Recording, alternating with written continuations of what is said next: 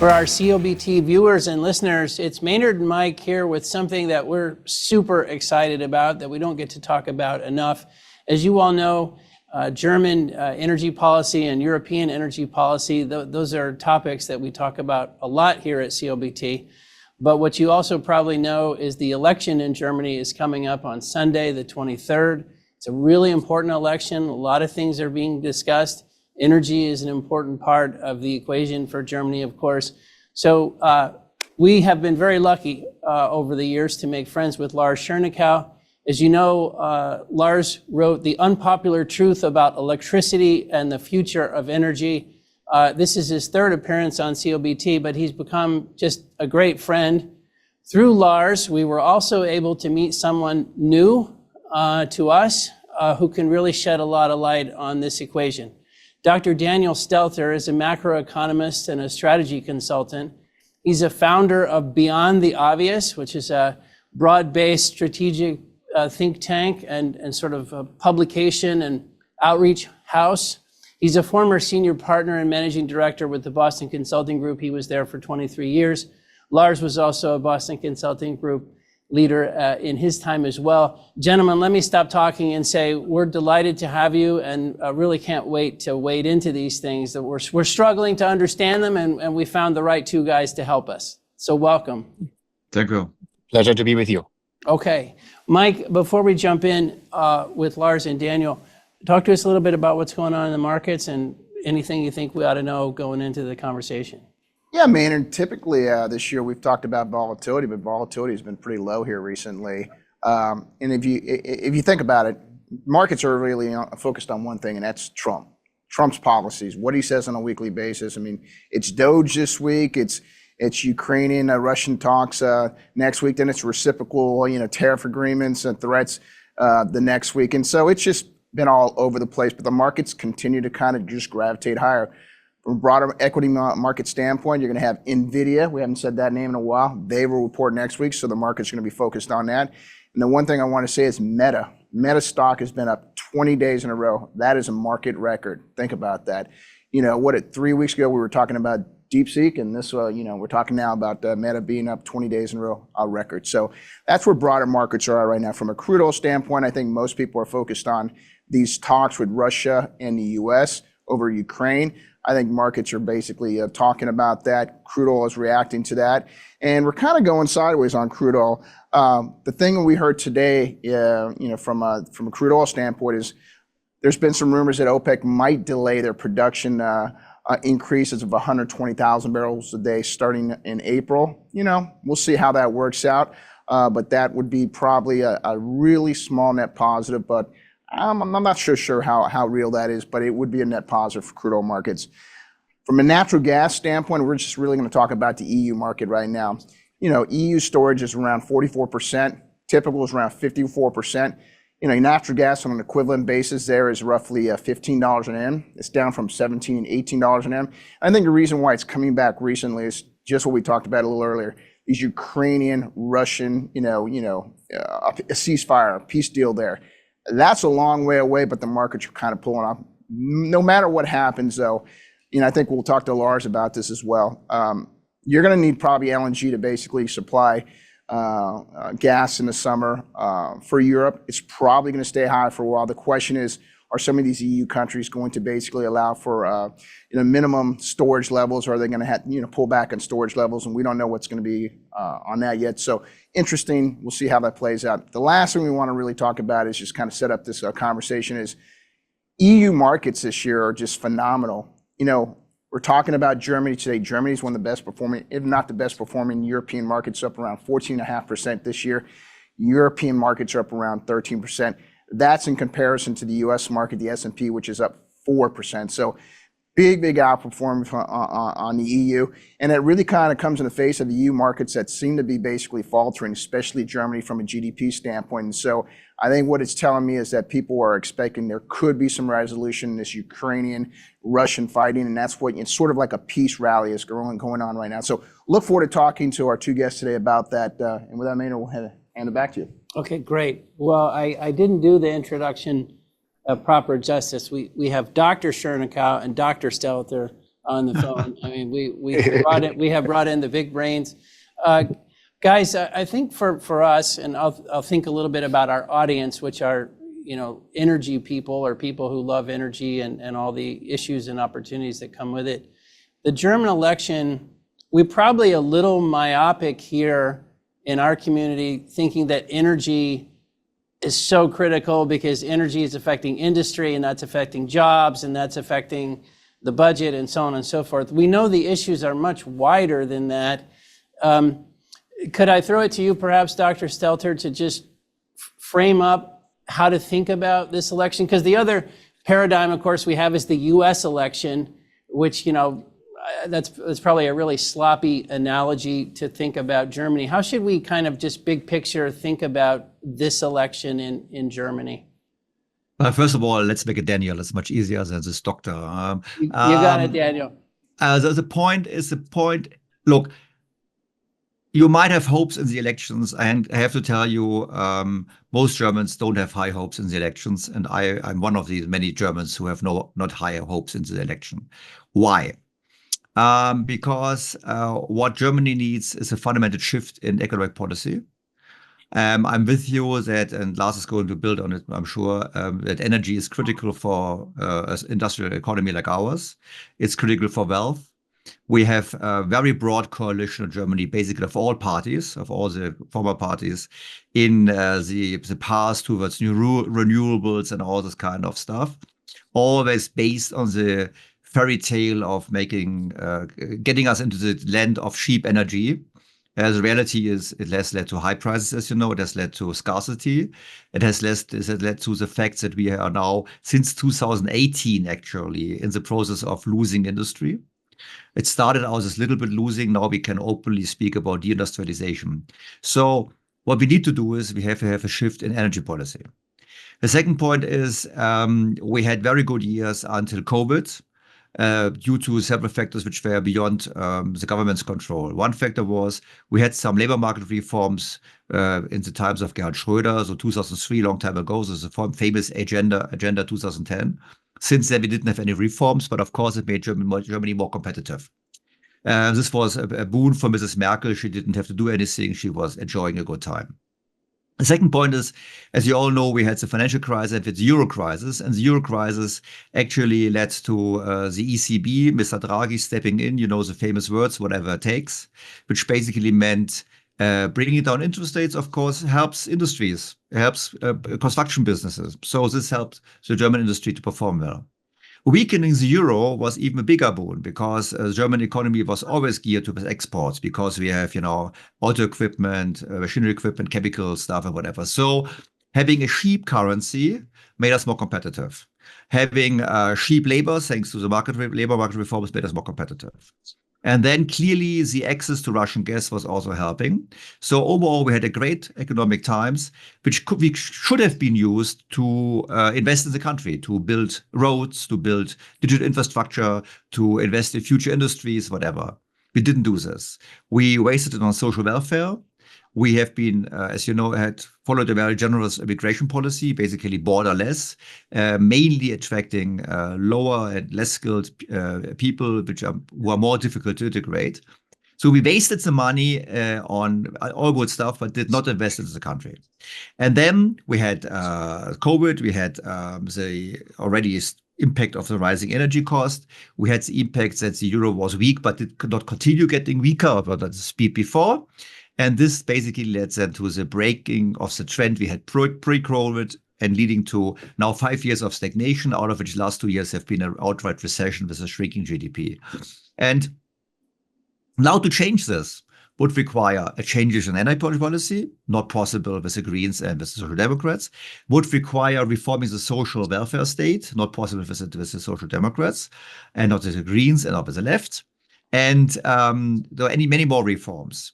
And so the conservatives, who are most probably going to be the strongest party after next Sunday, will need to form a coalition. Though they have no coalition partner, because they have coalition partner on the right-hand side, the Alternative for Germany, which is for many, many reasons not the right party to govern because of the US and Russia and whatever. but they are not participating in the future government. And the left-wing parties are objecting reforms. And so, sorry for my long answer. So we will have an election, we will have a different majority, we will have a different government, but we will not have a different policy. And that's why you see me being a bit frustrated. And I share the feeling with many Germans that we are happy that the election is over. The process of election was short because, we didn't have a long campaign, but the result of the election is not going to be something which is going to change the direction of the country, which would be urgently necessary. So maybe we could just talk about the framework of the election a little bit, because from our perspective, it's just trying to be smarter about it. You kind of have 4 key parties, right? You have the SPD, the Christian CDU, then you have the Greens, and then you have the AFD. And the problem that you're pointing to is even if the CDU wins, and I think Merz is, to your point, he's largely viewed as the front runner, he's got to get in there and form a partnership to rule the country. Yep. And the AFD may have some ideas that are positive for Germany, but they're also controversial. And so they're sort of not allowed to be a partner, or the CDU has said, we will not partner with them. And that means they're stuck, the CDU combining with either the SPD or the Greens. And then you're going to get a continuation of these policies that have not been good for Germany. Is that, I know that's a very rough characterization, but is that the right way for us to think about it? That's the right way to think about it. Okay, look, you could also say we have the election, we get the result we just discussed. They discuss coalitions, but they don't come to an agreement. I do not believe that they will open up to the AfD, because it's also, if you look at the economic program, it makes sense, to be very clear. But there are some aspects, and this is some personality where you say, okay, these people you should not have in government. So it will be very difficult for the conservatives to basically change the policies and form a coalition. What I could envisage is a minority government. And this is in Germany. Normally, minority government happens because one coalition partner leaves the government. Then the government doesn't have a majority, but it keeps on being in charge. But normally this leads then to new elections. This was history of the Federal Republic since the Second World War. On the other hand, legally, it could also be possible that you don't manage to get a coalition, but Merz says, okay, I just stand up in the parliament and ask to be elected as a chancellor. And there, the rule is that I think it's the third or fourth turn of the election of the parliament, you can also be elected with a simple majority, which means you don't have to have more than 50%, but it means just you have the most of the votes in the parliament. And then you could imagine that some people from the AfD secretly vote for him or whatsoever, so he becomes chancellor of a minority government. And then he could probably push through the right measures. It would be migration policy, it would be with the AfD, also not officially, but it would be with the AfD. On nuclear energy, if you were willing to do it, I fear he's not, but if you were willing to do it and say, look, we want to reopen the still somehow, active, the nuclear power plants, which could still be reactivated. There are discussions, is it 5, 6, 8, 9, which would require some investments. So if he said, I want to reactivate them, have a vote, then the Greens vote against it, but others might vote in favor. So he could probably, if I make a dream, I could say, well, he could do a good job in restructuring the country, and Lars is already laughing, but this would require him to be courageous. It would require him to push it through. You could make the case and say, look, he's 70. He will not run for 3 times in a row. He might do this one time. He might say, I do service for my country. But then the point is his party is still very much infected by many people from the Merkel area. And so probability is low. But if you want to be asking of a dream, I would say, well, I cannot dream a better election result, but I could still dream about politicians being courageous in dealing with the election result. Do I believe it? No, I believe, on the contrary, we will see Germany not performing so well. And if you ask for the stock prices, I don't know why the stock prices are going up. I think it's more technical. I would not buy the stocks based on the assumptions that tomorrow we get an economic miracle in Germany. I fully agree. I mean, just to comment, I agree that basically it looks very likely that we have a, CDU and SPD, so center left, center right coalition led by the CDU.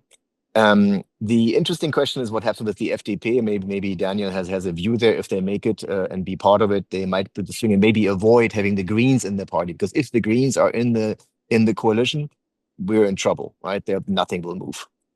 With the SPD and the CDU together, maybe a few small things will move. But I agree with Daniel. Energy policy, I don't see shifting. What I do see, however, Daniel, maybe you can correct me if I'm wrong. I think a lot of these net zero policies will be delayed. So they will delay the coal exit. They will delay, or maybe even give a little bit less money to some of wind and solar and hydrogen. So I think there could be some impact. It will not be the big thing. It will not save Germany. What would save Germany, I fully agree with Daniel, is actually a very clear message. We are now interested in affordable and reliable energy for the future. That means you, Mittelstand, you industry, you will be safe in 5 or 10 years. Not right now, but in 5 years you will be safe. But that clear message will not come. I don't see that. And the scenario that Daniel built about the minority result could be interesting. Yes, it's a dream. It's really a dream. I don't see it at all. I see a sort of very slow, disappointing continuation of what we have, and maybe with a little slight adjustments here and there, make it not as bad, delay a little bit.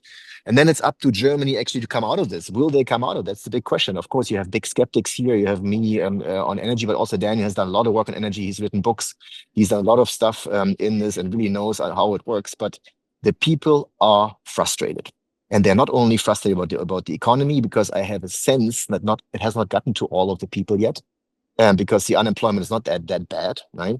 But the people are frustrated about many things, and when you hear, these large, what do you call it, where they speak together, Scholz and Merz speak. What do you call it? The last night, Debates, the whatever debates, the debates. I mean, it's yeah.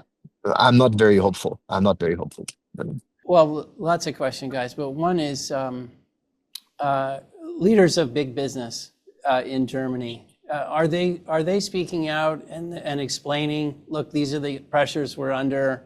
This is why the next plant is not going to be built in Germany. This is why this is the problem with our energy. Are you feeling more business leaders speaking out about some of the issues affecting the economy? It's actually a very interesting and important one. And I've had several discussions with some, not the big business leader, but some medium from the Mittelstand. And I told them, guys, you are partially responsible for this. You have been basically telling yourself lies and even to your leaders. Start being honest. And I think, of course, that's where the US does help. I think it's now becoming more sort of accepted to be critical about some of those policies, which was not accepted 2 years ago. I don't yet see any understanding or shift in the government, even in the Christian Democrat Party. I do not yet see sufficient understanding about what the fundamental problem is with the so-called transition, the pure basics on an energy issue. And it's not about left and right and good and bad and green and not green. It's about basic energy concepts. So I don't yet see that, but I have the hope that more and more industry leaders will start to speak up. They're not afraid anymore as much as they were 2 years ago, and they'll make a difference. But right now, it's people are frustrated, and also the Mittelstand, they don't know what to do. I mean, how are you going to invest into a new manufacturing facility that comes online in 5 years, costs tens of millions of euros, and you don't know where the energy comes from, how much it will cost, and how reliable it will be? I mean, that's literally the question you have as a CEO of a Mittelstand, of any company, not only in Germany, by the way. So, and then of course you have this whole AI revolution everybody's talking about, right? I mean, it's literally a joke. There's not one single data center that can power by wind and solar. Impossible. And what does Germany do? Build wind and solar. Has turned off all nuclear, planning to turn off all coal. Planning to build new gas-fired power station, which I don't know how they're going to do that, by when they're going to do that. I mean, it's an absolute joke, right? You have these Dunkelflauten in the winter, which we've had 3 or 4 this season, where Germany cannot exist without imports. And I wonder when people start to realize what the problem is. It's being talked about more. Maybe Daniel, you can see it also in the press. It's being talked about more. But it has not yet gotten to the decision makers, my sense. Maybe I'm wrong. Maybe I could ask you, Daniel, to Lars' point, more of the discussion and what's going on is very interesting, but also from the US perspective, we're seeing Musk get involved a little bit. He spoke at the AFD get together. We saw Vance's comments in Munich last week, which again referenced the AFD and make some comments about Europe more broadly. What do you make of? We have all this change going on in the U.S. We have Doge. We're seemingly breaking a lot of glass here to try to make things better. What do you make of the American influence on this? Is it good? Is it bad? Does it help? Does it not help? What do you? We seem to be more injecting ourselves more into the German election than we have in the past. Would maybe be an observation. Many questions. If I may still also refer to the issue you asked before as to whether the managers or the leaders of big corporations are speaking up now. They do speak up now, but they were too many years, they were quiet and aligned. So they are guilty as well. And they were also basically dreaming this dream of the rich countries. I wrote a book called The Fairy Tale of the Rich Countries. They were also dreaming this. They were pushing out realities. And, in good times, you can afford building wind and solar and dream about such an energy structure, because in good times, you can afford it. And now we can see we cannot afford it anymore. So I think that's a very important point. In addition, I see there's a shift, Lars. I see more and more comments of people explaining very aggressively why nuclear power is expensive. And I think it's very funny because we don't have any more nuclear power, but now people get nervous. I see this as people getting nervous. And we have very famous institutions, research institutions, and even they are not non-political. I just give you Fraunhofer. Fraunhofer is a very reputed institution. And there's one institute for solar energy. And they were always never, in all their analysis on energy, they never included nuclear. And now they included nuclear the first time. And what they've done is they said, well, the capital cost for nuclear, 10%, for wind, 5%. Oh, by the way, a nuclear power plant's only 40 years. Like wind, we all know wind doesn't last 40 years, and we all know nuclear does easily 60 years. And then said, oh, by the way, its utilization of nuclear is only 30%, not 90%. And if you assume a 10% capital cost, 40 utilization and a utilization of 30%, you don't have to be Einstein to know that it's not going to be very profitable. So this basically, but now they focus on this, and now even comedians stand up and do shows and say who wants to do. If they don't know it, and then they point to France and to UK and bitch budget overruns or whatever. So for me, this is a sign that people who are benefiting from the current strategy getting worried that nuclear might come on the table again.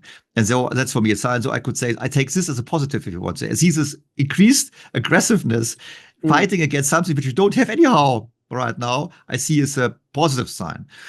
And I forgot the other question you asked, by the way, but I just want to refer to this because this was very, very important. But now, okay, help me, because you asked me something. Which we have all this, the U.S. touch points. Yeah. And Vance and Musk.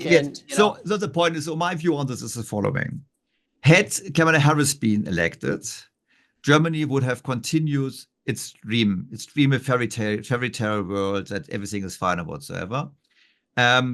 But to be honest, also Mrs. Harris would have asked for higher defense spending on the German side. We had also to do something more. I think she might have been perceived as being more gentle, but the clear point is, with the election of Donald Trump, it was not anymore possible to pretend everything is nice and beautiful. Thank you, Doris. So this was in this sense, it was a good, it could have been a wake-up call.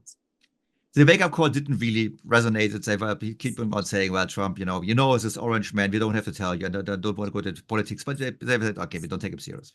And now the speech of Vance. I personally say I'm a little bit sad about the speech. I'll tell you why.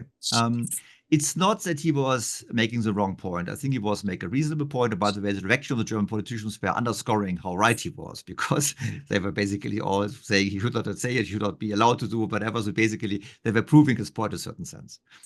Still, I think it was not good because if we go a step backwards and together look at the world picture, So the conflict is not between Europe and the US.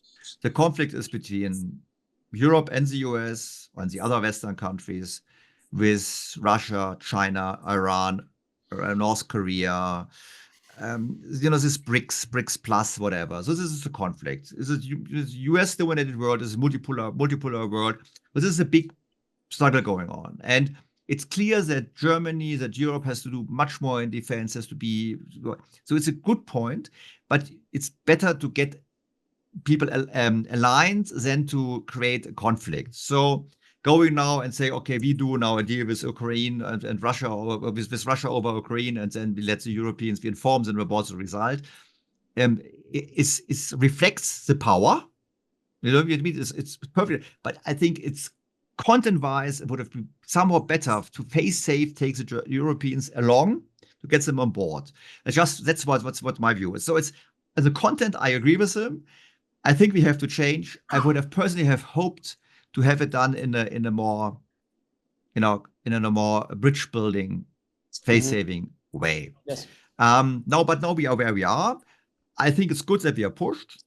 I think actually it's also impossible that Germany, for example, in BSCB invest more in defense. I think we also should think about how we deal with our debt break, because I personally think it's very stupid to be the only one saving in a world which has built up ever more debt, which will lead to inflation and which will lead to monetarization.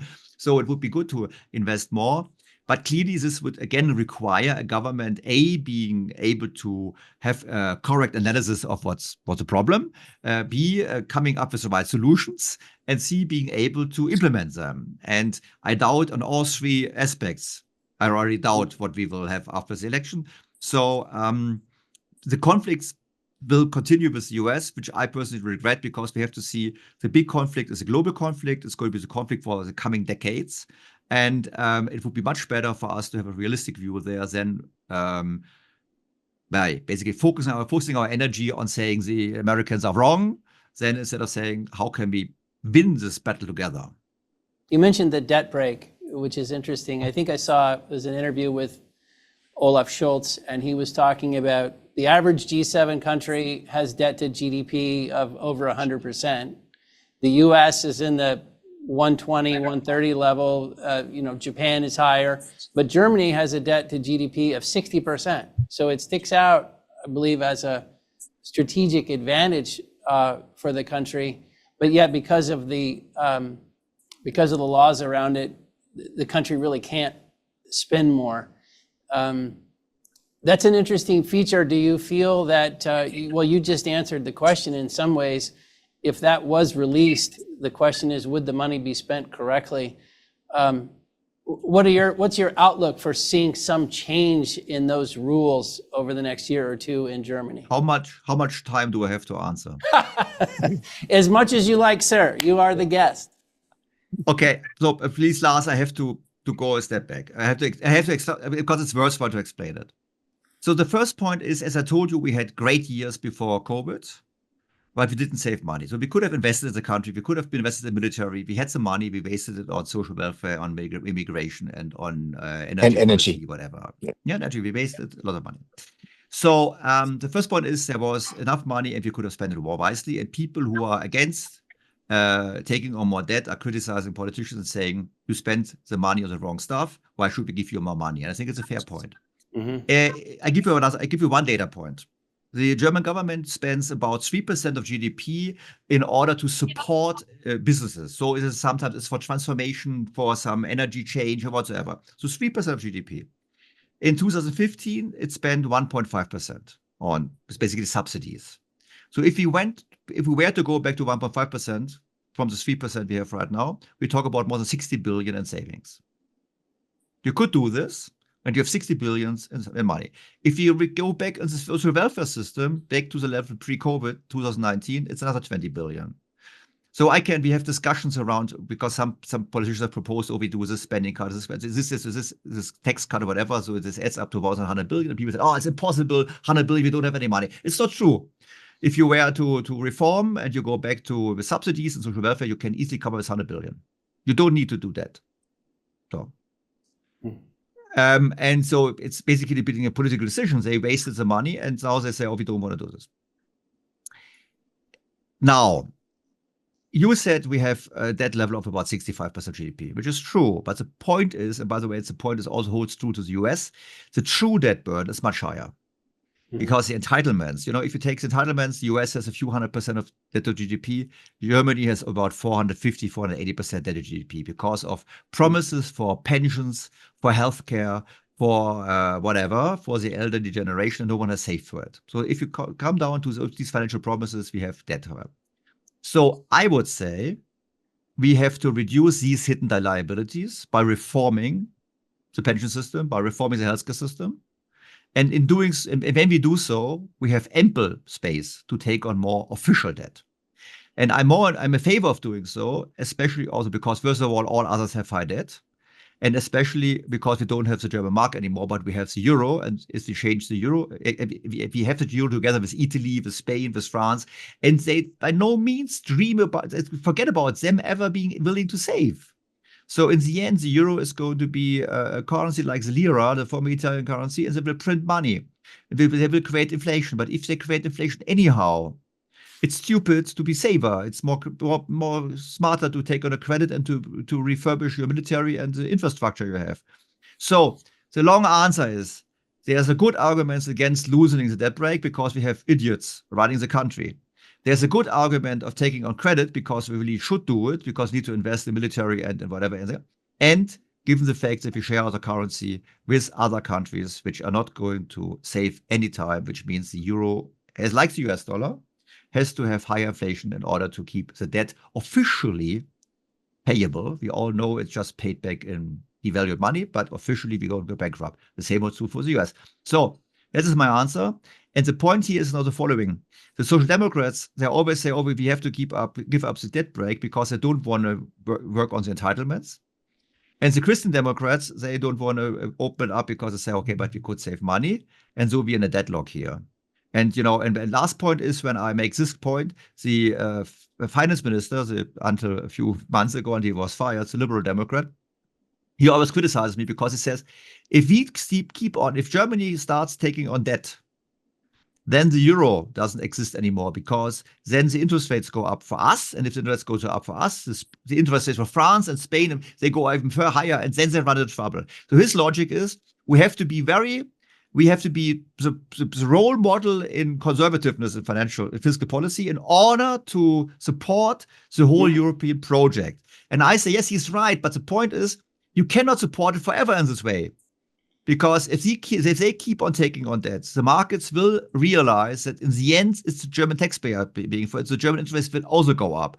So we have the same result a few years later, but we will have it then with old infrastructure and a non-functioning army and whatever. So if it's anyhow coming, I rather do it now and increase now the pressure on France and the others to do some reforms because the interest is going up. That's my view, and I'm happy to disagree with this guy anyhow. But the point is, anyhow, you see it's a bit more complicated, but there is no one in German politics discussing it on this differentiated level because they are radical. Either all problems are due to the debt brake, which is not true, and all problems are resolved with giving up the debt brake, which is not true.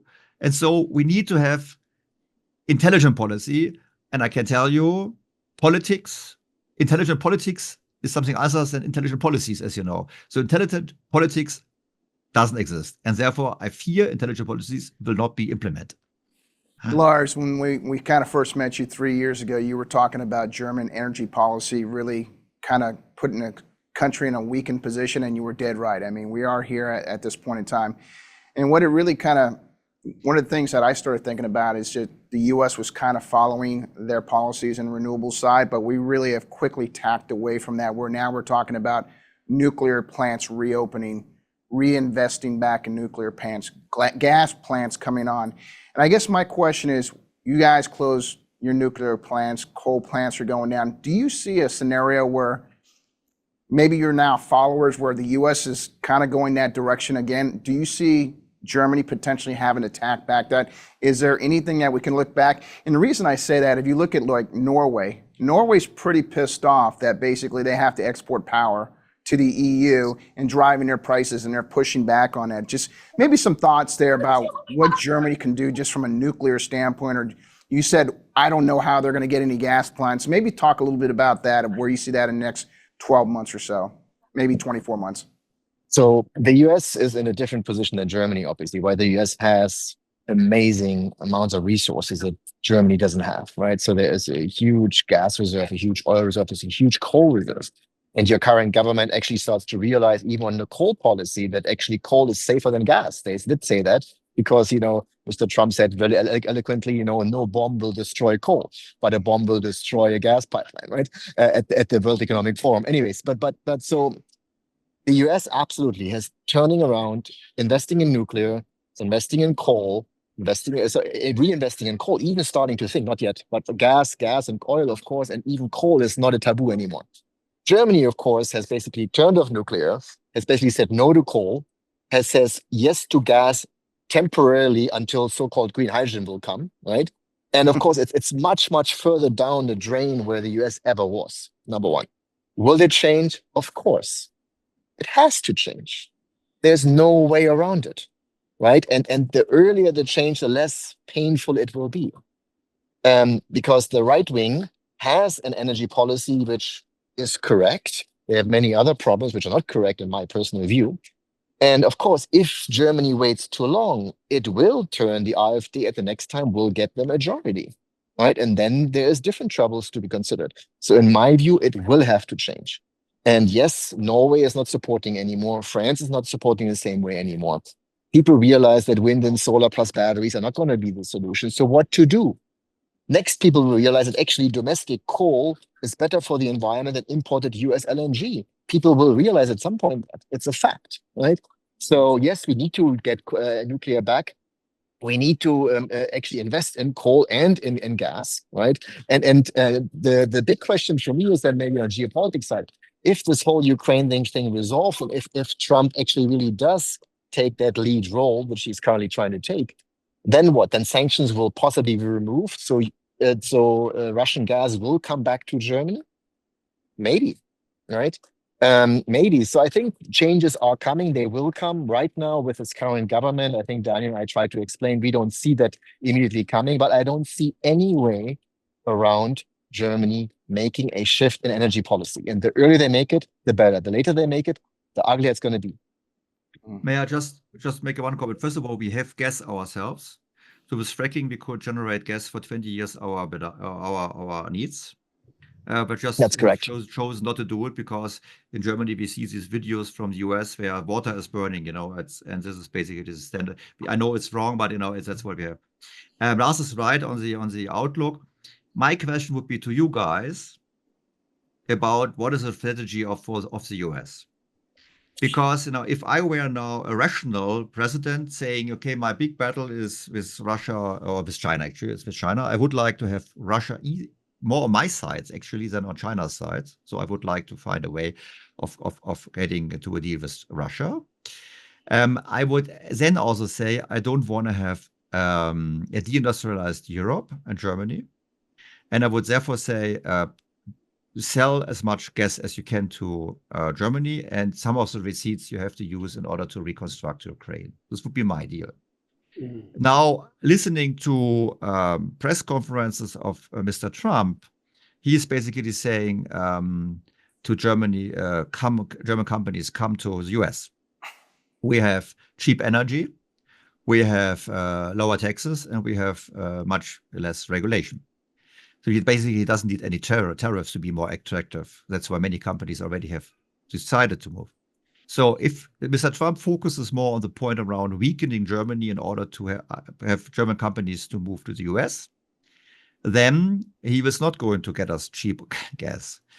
I would personally believe, okay, I'm German, I'm biased, but I think it would be also in the best interest of the US to help Germany to become strong. Become strong again. Yeah. But this would then require not weakening the German industry in order to, in competing with the German industry base with cheap energy, but basically helping Germans to achieve what Germans cannot achieve because of their dysfunctional politics, getting back to cheap energy. And I tell you, with the European Union, I always thought, the European Union, when we need it, it's not there, because the European Union should have stopped German energy policy, because it's not just affecting Germany, it's affecting the whole of Europe. As Lars has pointed out, the others have to also pay higher prices. And Lars, you forgot Sweden, the Swedish energy minister, a lovely blonde woman. She was giving a great speech, and she said, well, even Mr. Habeck, who happens to be the German climate and energy minister, even he cannot basically change basic laws of physics. Yeah. And this was a great speech. So people are upset. So anyhow, I think the only person or the only country who can save Germany from total deindustrialization would be a US government, which says, okay, let's stop the kindergarten. You buy gas and you take the revenues, and Russia pays part of it for Ukraine. That's our deal. We impose it on you. And then the Germans would say, okay, we do it. And the Greens would say, oh, we burn gas. But then it's done. This would be another potential dream. But this podcast or podcast turns out now to become more and more like a fairy tale itself. No, but actually, the point for the German energy policy, and nobody likes to talk about coal. I have a lot of background in coal, of course, so I do talk about coal.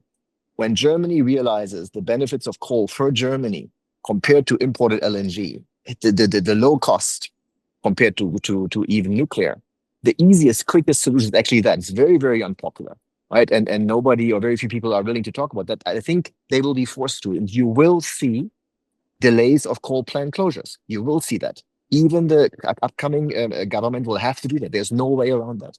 And of course, they will also build a few gas plants. I fully agree that Germany does have resources. Some of them are more expensive, including fracking is possible. But I don't know if fracking is going to come online, how long that will take, and how much of a difference it will make. I think the nuclear, I do see definitely a chance for nuclear, and I hope that will happen. But again, for some reason, I have this view macroeconomically, it has to happen. If it doesn't happen, the lights literally will go out. By 2030, the lights will go out. That's how bad it is. But Lars, the energy out of coal is not necessarily as cheap due to CO2 pricing, huh? No, coal gets more expensive because of CO2 pricing. Yeah, but I mean, yeah, how can you import LNG and not price methane? I mean, if this whole thing is just completely irrational. Yeah, right? And you price one externality, not other externalities, right? I mean, it's an economic insaneness what's happening, right? And of course, increasing the CO2 pricing as Europe is now doing doesn't help anyone either. It just puts additional taxes on. The money is going somewhere where it shouldn't be going, which is to actually make it worse. Every additional solar panel, every additional windmill will make the situation worse. So maybe I was thinking as we went through that, I think, Daniel, the point you raised about how the U.S. should or could view it, I think this is why, and of course it was with Lars's help as we got smarter on this, we've had this perspective that, the U.S.'s national security position gets worse as Germany and the European Union get weaker. So it is absolutely in the U.S.'s interest to step in and help the German economy and the broader European economy, which gets to your point about Vance and the tone of that speech. He may have had some substance, right? But the tone of it caught a lot of our attention. I guess my question is, forgive the analogy, but sometimes Germany sounds a little bit like California. Like there is such an intense view of the world that it's hard to get countering views into the discussion. And I was thinking, Daniel, you've started this podcast. Lars, you've written a book.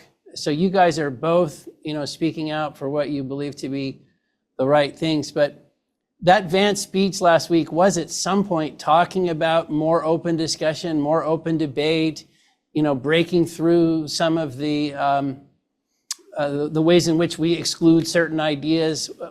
Why is the German system seemingly so tight in terms of debating energy in particular? Actually, that's a good point.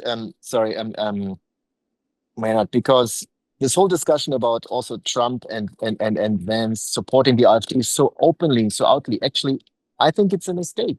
There's nothing wrong with saying, okay, we are open to any party, but because you're alienating the other parties, to an extent, you're pissing people off. You're getting people very, very upset. Also, by the way, locals, just a normal population, right? Because 70% doesn't vote for the AfD. And of the 30% who does vote, not 20, what's the number, 22, 23% now AfD, Daniel? We will see 2020. Whatever. So, and many of those are frustrated voters, right? So the US, in my view, should be a bit more diplomatic about some of this, and these extreme positions are really pissing off the wrong people at the wrong time. It doesn't help. I mean, it actually makes the position harder, which in the end hurts everyone. Of the 20% who people are voting for the AfD, I think probably 3, 4, 5% might be really hard right-wing people, Yes. and the others are frustrated conservatives, frustrated people, frustrated also voters of the Social Democrats who are unhappy because of immigration or whatsoever. It's basically a result of the other parties not addressing the core issues, and that the conservatives under Mrs. Merkel went to become more left. So there is many parts we have just a vacuum on the middle right side of the political spectrum, and then they were demonized by the media. Keep in mind when they were started, they were they were critical about the policies of Mrs. Merkel in the Euro crisis, and they were started by professors, and they were immediately labeled as being right wing at the time where they were nothing like such. And at the beginning, there was a very liberal, market liberal party. And it was then with immigration, it became more pushed in this direction. And of course, it has some aspects of it.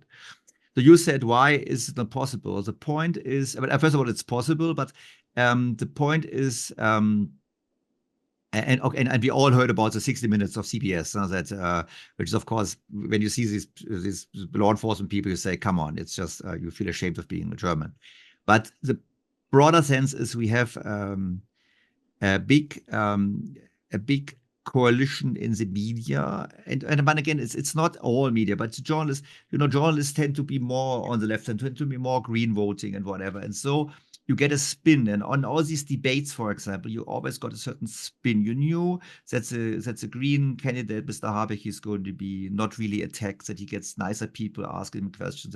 So you knew that it's going to be. You knew that AfD only gets Nazi and Holocaust and whatsoever, which is also not constructive. So I think that's more the point. And then, I don't know how many people listen to the speech of Mr. Vance. So I listened to it, and I enjoyed listening to it because, as German politicians don't speak so well. So he delivered a good speech. I was at some of the examples he brought up. I said, "Oh, come on! The examples might be, a bit." You can so, say, Daniel, you're talking about Mertz right now. Just make sure. No, I talk about Vance, about the speech of Vance. Oh, about Vance. Okay, sorry. Yeah, Vance, because I like the speech a lot. I heard it. I on YouTube. I saw it, and I said it's a good speech. And German politicians don't speak as well. It was good speech. And okay, but some of the examples he brought were just well, they were not representative examples of what's going on. The basic point is correct that we have. It's not that it's formally forbidden to say something, but it's really you have to watch out of not being pushed out of the democratic spectrum, as we would say. If you say, I give an example. I wrote an article. I do the podcast weekly, and I write a weekly column in the leading German business newspaper, which doesn't mean a lot because there's only one business newspaper. So every Monday I write a column. And so a few weeks back, I did a podcast and an article about nuclear energy. And of course, there was a study by a Norwegian scientist who made a very simple comparison. He said, had Germany not shut down its nuclear power plants, but instead spent more money on building more nuclear power plants, where would it stand compared to the current policies? And his result was we would have reached CO2-free emission, cheap energy, and this for half the money we spent on the so-called Energiewende. So it's a relatively basic study. So I wrote an article about it. You got a wave of letters to the newspaper, and some people wrote, the normal comments were, you should not write this because you might create doubts on the way of the Energiewende. And we should not create doubts. We have to continue this path. This was me already a bit of Soviet-style thinking. Then there was one was very, he said, nuclear energy is fascist, and you should not have so-called, commentaries supporting hard right-wing ideas.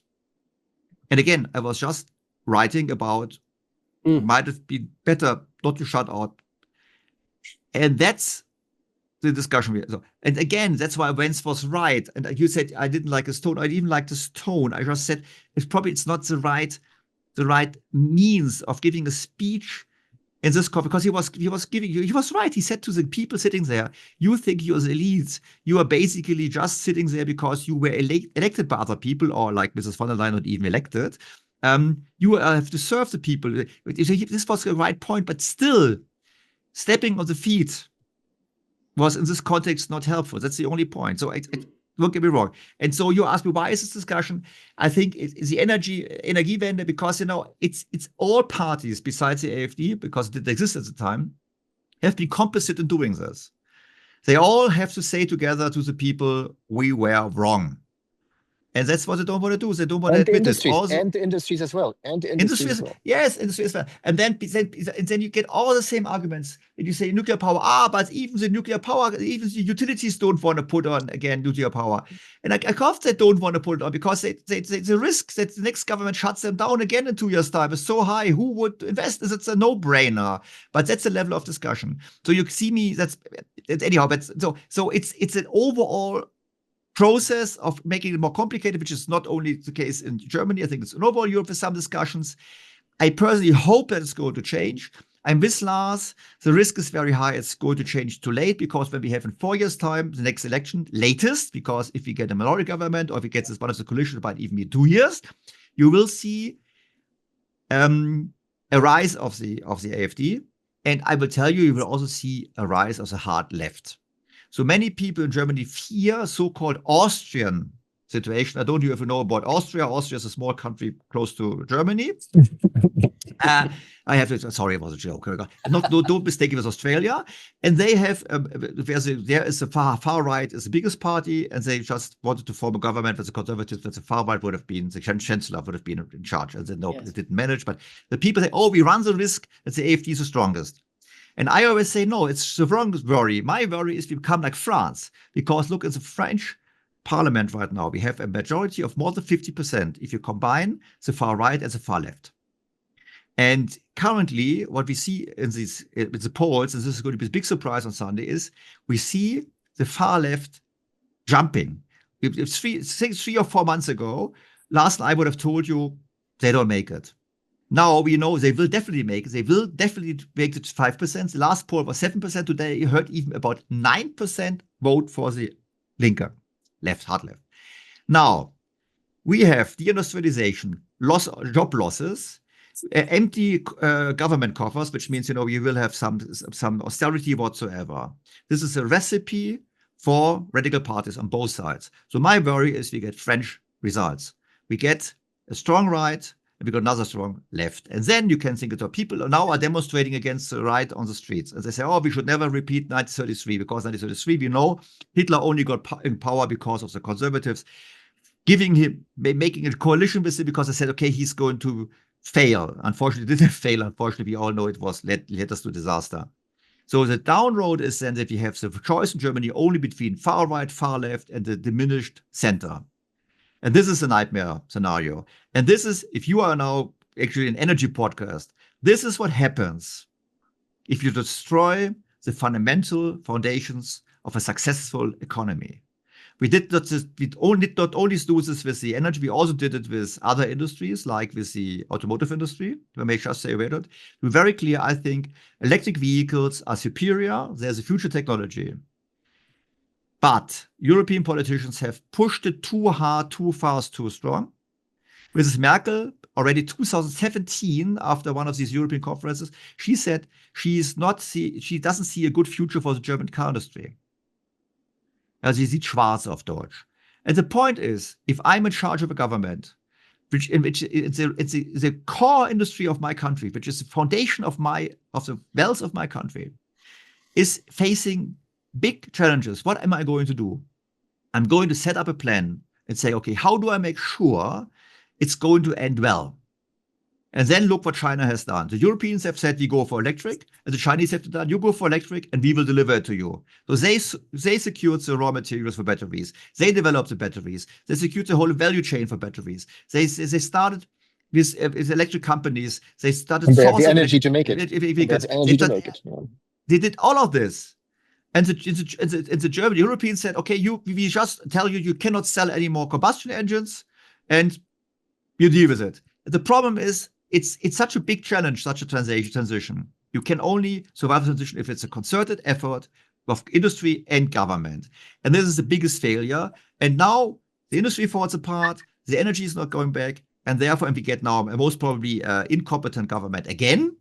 And then in 4 years' time, we're in big trouble. So if Mr. Trump is listening to this podcast, which I hope he does because you're such cool guys, then he should know he has to make sure Germany cannot make this mistake in forcing us to take cheap Russian gas again, because we will not do this because we're the good ones, and then basically helping us have the time to restructure our industry in order to be able to do all of the good stuff. And by the way, then also build good tanks and good weapons and what we have to do in order to be part of the coalition, which we will have in the next few decades of the new Cold War, then between the West and China. And the big question for me is then, what will happen to Russia?